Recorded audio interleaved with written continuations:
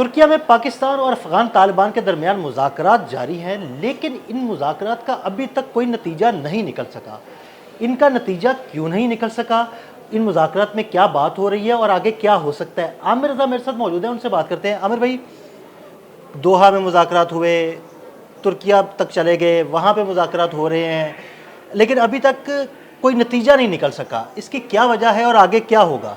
अब देखिए, अगर सादे अल्फाज में बताया जाए कि तालिबान अपनी हठधर्मी छोड़ने को तैयार नहीं है, वो इस बात पर तैयार नहीं है कि ये लिखा जाए कि तालिबान जो हैं वो आइंदा कोई दहशतगर्द तंजीम को ना सिर्फ ना पनाह देंगे, ना पाकिस्तान के ख़िलाफ़ होने वाली किसी दहशतगर्दी में उनको इस्तेमाल होने देंगे। देखें, पाकिस्तान इस बात पर तैयार है। अगर पाकिस्तान से ये मुतालबा किया जाए तो हमें क्या इतराज़ हो सकता है, क्योंकि हम तो फीड अफ़गानिस्तान में नहीं कर रहे। क्यों करेंगे हम अफ़गानिस्तान में? हम ना अफ़गानिस्तान, ना भारत, ना ईरान, ना कहीं और। हमारा मकसद ही ये नहीं है। हम अपने मुल्क के मसाइल में जो है वो लगे रहते हैं, उसको हल करने में हमारी कोशिशें हैं।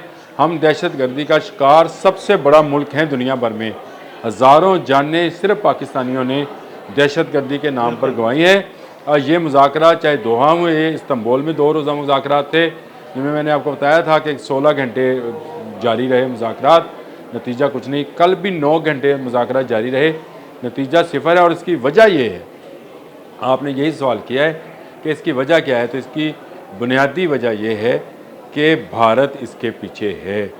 ये जो तालिबान के फेसेस हमें चेहरे नज़र आते हैं, जिनको कभी कभी मुल्ला और कभी पता नहीं क्या क्या कहा जाता है, उनके चेहरों के पीछे वो मकरूह भारतीय चेहरा मौजूद है, जो इन मुज़ाकरात को कामयाब नहीं होने देता, जो ये नहीं चाहता कि ख़त्ते में अमन हो, जो ये नहीं चाहते कि पाकिस्तान और अफ़गानिस्तान के लोग अमन और चैन से रहें। देखें, एक बात को समझें, एक तरफ मुज़ाकरात के लिए इस्तांबुल में बैठे कल, और दूसरी तरफ एक मरतबा फिर बॉर्डर के ऊपर जो है उन्होंने मारामारी शुरू कर दी। तो इसका मतलब ये है कि कोई तो है जो इस सारे सबोताज के पीछे है, जो नहीं चाहता है कि तालिबान जो हैं ये बात लिख कर दें कि वो अपनी सरजमीन को आइंदा पाकिस्तान के ख़िलाफ़ इस्तेमाल नहीं होने देंगे, और वो लिख कर दें कि जो पाकिस्तान को इंतहाई मतलूब दहशतगर्द हैं उनको पाकिस्तान के हवाले किया जाएगा, या उनको अफ़गानिस्तान के कानून के मुताबिक मासूम लोगों की जान लेने पर करार वाक़ई सज़ाएँ दी जाएंगी। पाकिस्तान के पास वो तमाम डेटा और सबूत मौजूद हैं, जिनमें ये तमाम जो तालिबान TTP के लोग हैं वो इन्वॉल्व हैं, और उनके सबूत पाकिस्तान ने हमेशा हर फोरम पर रखकर सामने रखा। हमारे पास तो ये भी सबूत है कि भारत किस तरह से यहाँ पे इन्वॉल्व है। कुलभूषण अभी भी अंदर है, बिल्कुल, ठीक है ना। ये तो पूरी दुनिया में एक जसूसी और दहशतगर्दी का नेटवर्क है जो भारत चला रहा है, और अब उसमें अफ़गानिस्तान भी शामिल है, बल्कि अब भी शामिल नहीं है, ये लंबे अरसे से शामिल हैं।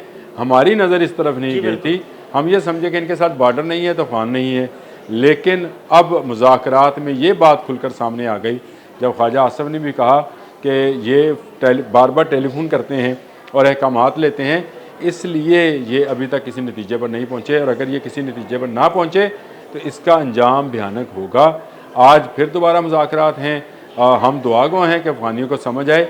इसकी बड़ी वजह यह है कि अफ़गान ट्रेड बंद है। जी बिल्कुल, पिछले 27-28 रोज़ से अफ़गान ट्रेड बंद होने का मतलब आप समझते हैं, अफ़गानिस्तान एक लैंड लॉक मुल्क है, इसको कहीं से समंदर नहीं लगता है। इसकी तमाम की तमाम ट्रेड वाया पाकिस्तान होती है, और पाकिस्तान में आज भी बहुत सारे जो ट्राले हैं, ट्रक हैं, जो कि अफ़गानिस्तान जाना चाहते हैं। इसी तरह अफ़गानिस्तान से बहुत सारा खुश्क मेवा और फल हैं जो पाकिस्तान आना चाहते हैं। यही दोनों मुल्कों के दरमियान एक कारोबार की बड़ा राब्ता है, लेकिन अफ़गानी ये चाहते हैं कि शायद वो स्मगलिंग से डॉलर्स कमा लेंगे तो उनके लोगों में खुशहाली आ जाएगी, शायद वो मुनशियात का कारोबार कर लेंगे तो उससे उनके मुल्क में खुशहाली आएगी। उनके मुल्क में खुशहाली हलाल तजारत से आनी है, जो कि अफ़गान ट्रेड कॉरिडोर से ही मुमकिन है। कराची और बलूचिस्तान के साहलों पर जहाज़ आएँ अफ़गान माल लेकर, और अफ़गानिस्तान का माल लेकर कराची और बलूचिस्तान के समंदर से दुनिया भर में जाएं। इसी में दोनों मुल्कों का फ़ायदा भी, दोनों मुल्कों के लोगों का फ़ायदा। और ज़्यादा फ़ायदा किसका है?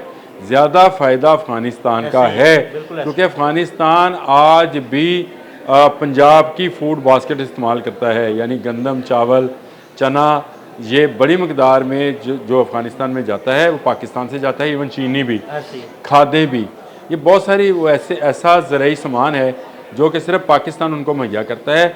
अगर वो बंद हुआ तो वहाँ पर भी फाका कशी और मारा मारी शुरू हो जाएगी, और पाकिस्तान ये हरगिज़ चाहता नहीं है। इसीलिए हम बार बार उनको मौका दे रहे हैं। अब भी उनको मौका दिया था कि जाएं, आप मशवरा करके आएँ, बैठें, सोचें और सोच कर हमें जवाब दें। लेकिन ये मुज़ाकरात का जो डेड लॉक है, ये असल में मोदी लॉक है। मैं इसको डेड लॉक नहीं कहता, मैं इसको कहता मोदी लॉक है। ये मुज़ाकरात का मोदी लॉक है जो नरेंद्र मोदी के हाथ में है, और उसने अमित शाह जैसे लोगों को जिनको तैयार किया इस काम के लिए, उन लोगों को के ज़रिए जो है अफ़गानियों को चाबी दे रहे हैं। ये चाबी के खिलौने की तरह के जो मुल्ला मुत्तकी वगैरह के लोग हैं वो काम कर रहे हैं। इनका अपना जहन, दिमाग, दिल काम नहीं कर रहा है कि उनका पाकिस्तान के साथ रहने में फ़ायदा है। इतने सालों से, 40 सालों से ये पाकिस्तान से फ़ायदा उठा रहे हैं, आइंदा भी उठाते रहें अगर ये अमन और सुकून से रहें। लेकिन ये भारत की शय पर हर वो काम कर रहे हैं जो पाकिस्तान के ख़िलाफ़ है, पाकिस्तान के खारजा पॉलिसी के ख़िलाफ़ है, पाकिस्तान की अंदरूनी जो दाखिला पॉलिसी है उसके ख़िलाफ़ है। अगर ये इसी तरह काम करेंगे तो फिर इनके लिए तमाम रास्ते, तमाम नातके जो हैं बंद होते चले जाएंगे। हमें ख्वाहिश ये है कि इस्तांबुल के मुज़ाकरात जो हैं वो कामयाब हों। उसमें सबसे बड़ी रुकावट इस वक्त जो मौजूद है मौजूदा हालात में, वो भारत है, जो कि इन मुज़ाकरात में शामिल ही नहीं है।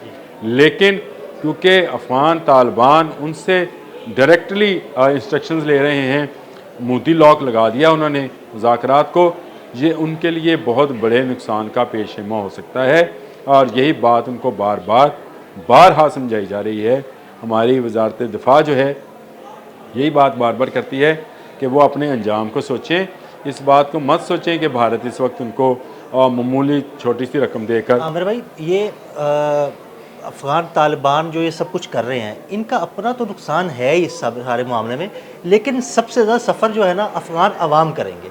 ये बात बिल्कुल ठीक है, क्योंकि ये तो चंद लोग हैं। अफ़गानिस्तान एक बड़ा तो कभी हुकूमत में आए, कभी चले गए, लड़ाइयाँ लड़ दी, असला बेच दिया, चर्च बेच दी, पैसा कमा लिया, लेकिन मसला तो अफ़गान अवाम के लिए होगा। ये आप ज़रा सोचें कि जिस मुल्क के अंदर बच्चियों को तलीम हासिल करने नहीं दी जा रही है, जिस मुल्क के अंदर पिछले 40-45 साल से अंदरूनी जंग बंद नहीं हुई। देखें, यहाँ पे अमेरिका था तब भी ये वॉर लॉर्स जो थे ये खुद लड़ रहे थे।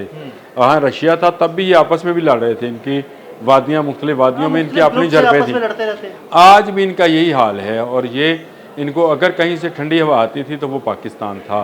यानी इनके मशरक़ से जो सूरज तुलू होता था वो पाकिस्तान की सरजमीन से तुलू होता था और वहाँ रोशनी थी।